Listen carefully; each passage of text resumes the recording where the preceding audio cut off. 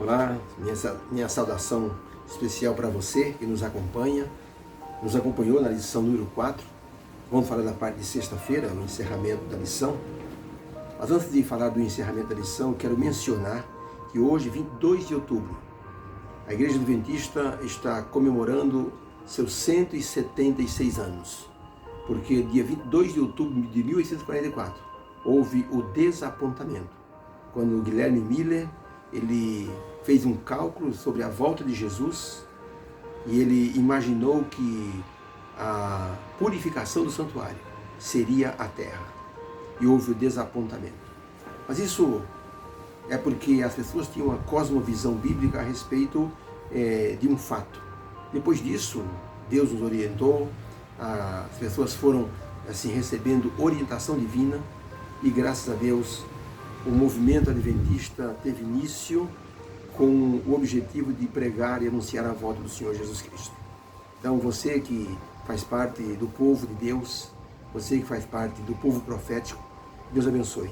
Que Deus nos abençoe como um povo, como pessoa. Possamos ser arautos dessa verdade gloriosa da segunda vinda do Senhor Jesus Cristo. O desapontamento nos levou a olhar para cima. Antes do desapontamento, o olhar das pessoas era para baixo, para a sepultura. Viver e morrer. Depois de 1844, o olhar passou a ser para cima, ou seja, para a segunda vinda de Jesus. Dito isto, vamos para o encerramento da lição número 4, dia 23/10, e todo encerramento nos leva a uma reflexão, nos leva assim a uma retrospectiva sobre o que nós estudamos, para que nós possamos então colher o melhor de tudo que aprendemos, para que possamos colocar nossa vida em harmonia com a vontade divina. Esse é o objetivo da lição de sexta-feira, tá? Nós estudamos que os olhos do Senhor estão nos contemplando, contemplando os justos na terra, procurando os justos na terra, vendo as pessoas de um modo geral, e logicamente que Deus não é um fiscal que está assim preocupado com as pessoas, com os erros das pessoas, para que Ele possa então nos castigar. Deus está preocupado com o nosso crescimento espiritual. Ele está preocupado com o nosso amor a Ele. Todas as mensagens de Jesus, inclusive para os seus perseguidores, foi no sentido de que devemos amar a Deus. Mesmo aquelas pessoas que tinham todo aquele conjunto de regras para dizer como servir a Deus, Jesus Cristo resumiu em 2 mandamentos. Ele disse, toda a lei se resume em 2 mandamentos. Amar a Deus de todo o teu coração, de toda a tua alma, de todo o teu entendimento, de todas as tuas forças. E amar ao próximo. Jesus disse, desses 2 mandamentos depende toda a lei e os profetas. Por isso o Senhor Deus, Ele não está à espreita, procurando alguém que erre para que Ele possa descarregar assim os castigos advindos de uma transgressão. Nós agradecemos a Deus porque Ele nos ajuda no crescimento espiritual. Ele nos coloca à disposição várias fontes de salvação, ou para a salvação. Primeiramente, Ele coloca os anjos. Hebreus 1, verso 14 diz, porque os anjos de Deus são todos eles espíritos ministradores, enviados para servir a favor daqueles que hão de herdar a salvação. Então nós já temos aí uma ajuda muito grande, com os anjos nos ajudando. Temos também a pessoa do Espírito Santo, que nos leva ao Senhor Jesus Cristo.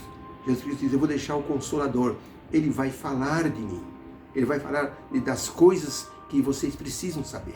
Então o Consolador, o Espírito Santo, nos leva ao Senhor Jesus Cristo como nosso amado Salvador. A lei diz, você está fora do esquadro.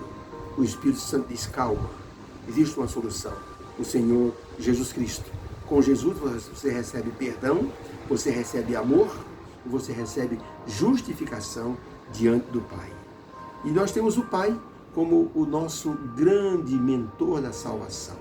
Sem falar na pessoa do Senhor Jesus Cristo, que hoje, de acordo com a mensagem profética, a mensagem do santuário, Jesus Cristo passou em 1844 do lugar santo para o lugar santíssimo, para interceder pelas pessoas, fazer o juízo investigativo.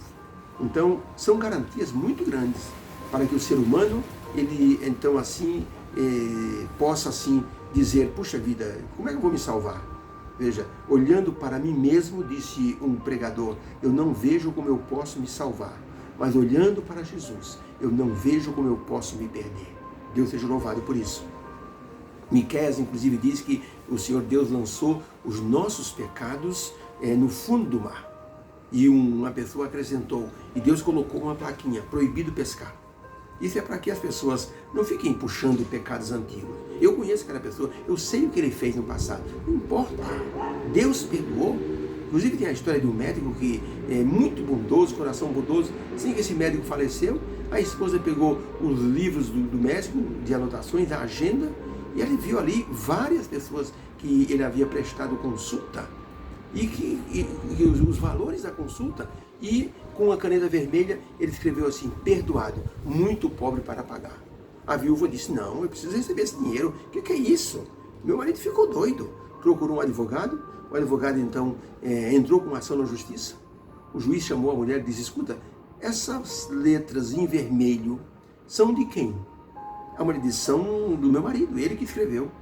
Então o juiz disse: minha senhora, não há tribunal nesta terra que consiga fazer a senhora receber ou fazer as pessoas que estão perdoadas a dívida pagarem essa dívida.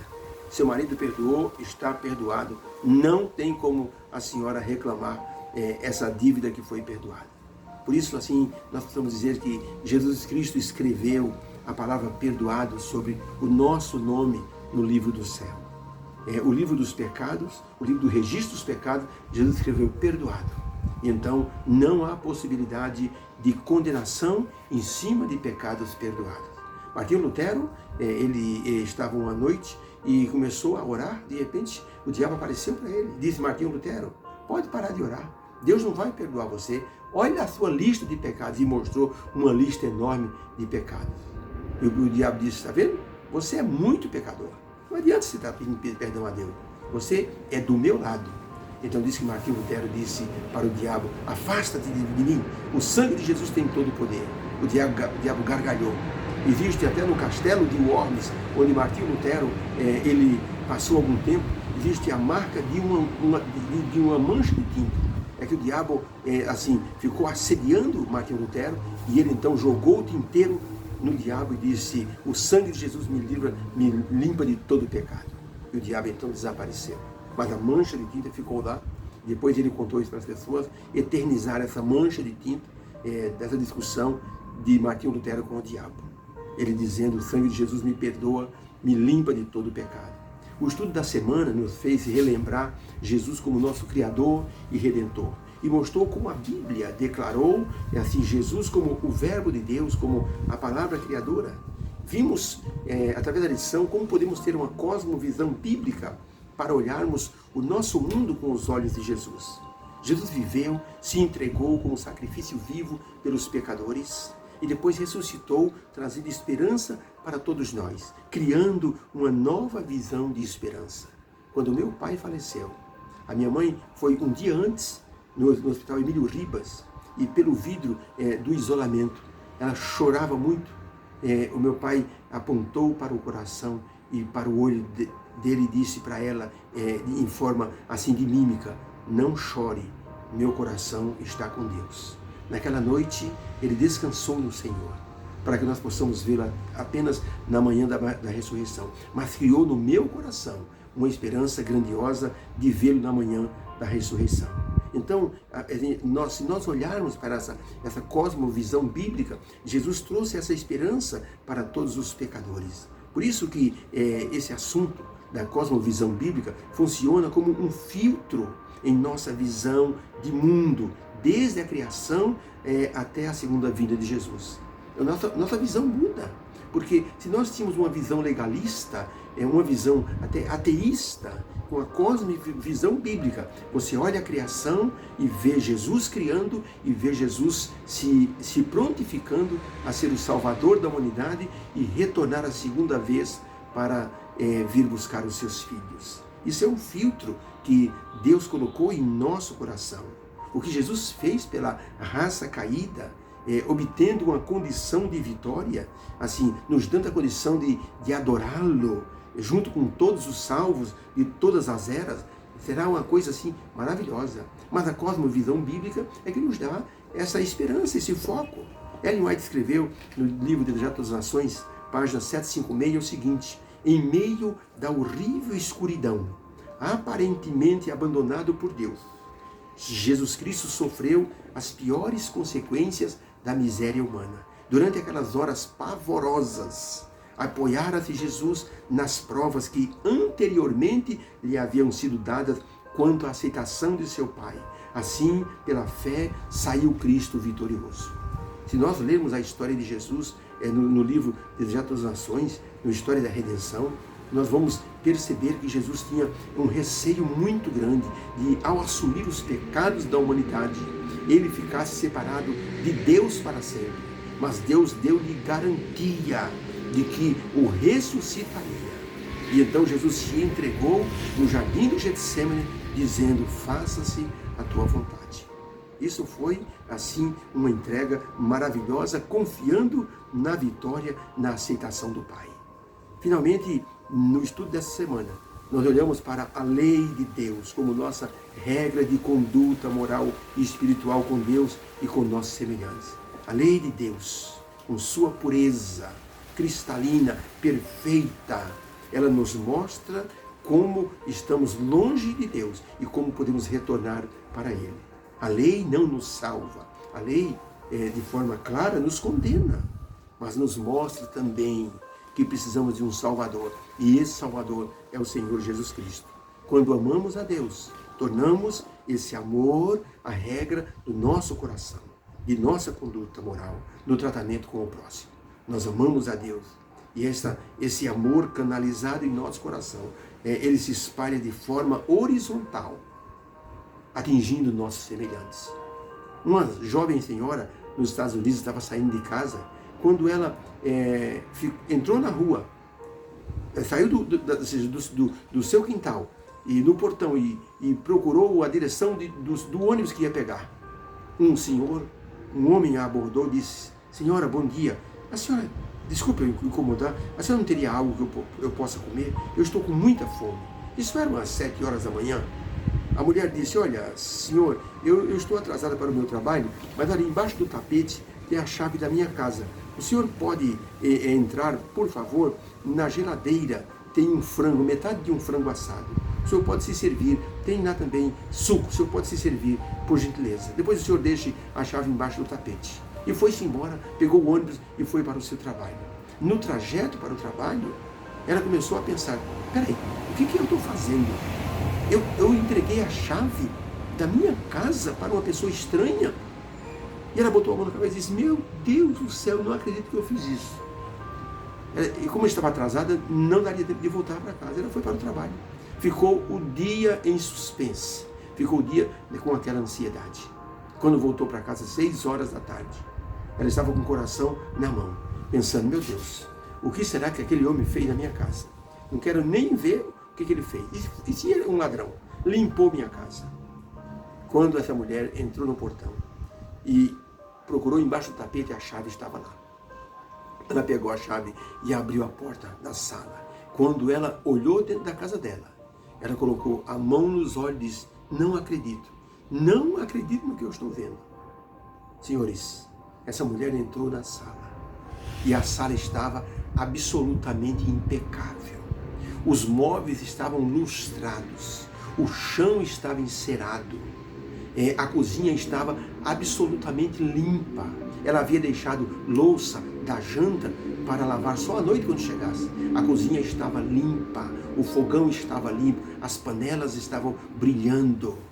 Ela correu na geladeira, o frango havia sido comido. E na panela do frango estava ali um bilhete daquele homem. Aquele homem dizia o seguinte: senhora, muito obrigado. A senhora não sabe o bem que me fez ao confiar em mim, me permitindo entrar em sua casa para que eu pudesse matar a fome. Eu sou um ex-detento. Saí ontem da penitenciária e saí hoje para procurar emprego, mas eu estava com muita fome. E abordei a senhora e a senhora, sem saber quem eu era, me permitiu entrar em sua casa. A senhora não sabe o bem que me fez. Percebi que a senhora é uma adventista, pelos livros que a senhora tem ali. Se me permita, eu levei um livro falando sobre a esperança. Se a senhora quiser, eu devolvo. mas eu achei muito bom, é o que eu estou precisando, esperança para o meu coração. Muito obrigado, que Deus a abençoe. A mulher começou a chorar. E, meu Deus do céu, eu não acredito. A bondade do meu coração ajudou uma pessoa a encontrar o caminho da salvação. É isso que faz o amor de Deus. Ele, quando está em nosso coração, canaliza para os nossos semelhantes. Por isso que, nesta ocasião, ao encerrarmos a lição de sexta-feira, nós rogamos a Deus que nos abençoe de forma completa, para que com a sabedoria divina adquirida no estudo desta lição, nós possamos andar de maneira plena, cumprindo fielmente a santa lei de Deus, olhando a criação como obra das mãos divinas, tendo a certeza de que, amando o Senhor, nós estaremos também amando o nosso próximo para cumprirmos a lei, porque nós fomos salvos por Jesus, e cumprir a sua lei será um ato de amor. O verso que eu deixo para o final está em Salmo 11, verso 7. Porque o Senhor é justo, Ele ama a justiça, os retos verão o seu rosto um dia. Que Deus nos abençoe. Que essa esperança esteja em nosso coração.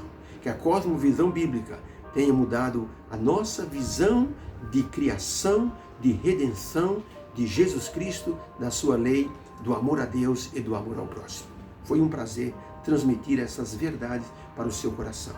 Deus te abençoe e transmita essa lição para outras pessoas. Obrigado e que possamos ter um sábado feliz na presença do Senhor. Deus seja louvado. Amém.